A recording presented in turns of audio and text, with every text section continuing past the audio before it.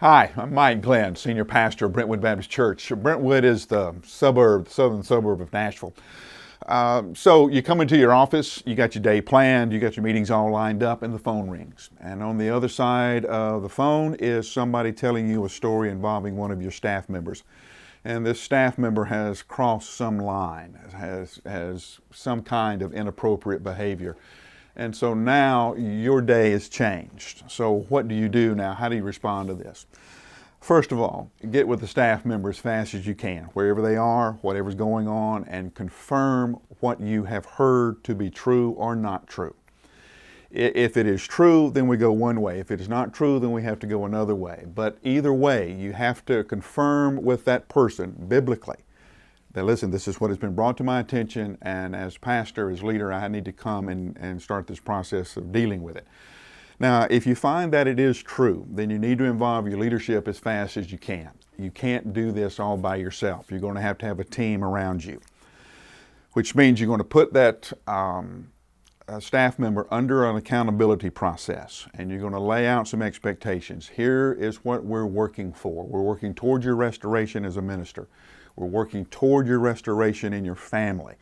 And we're going to work in this process, which probably will include some kind of counseling. It will include some kind of meetings that they have to meet in order to maintain the support from the church.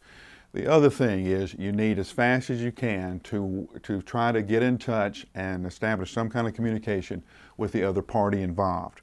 Now, I know a lot of times people will say, listen, they're probably going to sue the church, or if they do that, then you don't want to have anything to do with them. We've been paying attention to this thing long enough to know that most of the time, families do not want to sue the church. They sue out of a last resort because nobody would listen to them, nobody would pay attention to them. If you reach out to this family in genuine Christian love and offer them some real concrete steps on how you're going to help them as a church, it may include counseling, it may include taking care of these expenses or that expenses, but you as a church out of love for them are working to restore this family that has been wounded by the actions of your staff. That works a lot better than dealing with them in any other kind of setting, because you love them, reach out, try to help them get started.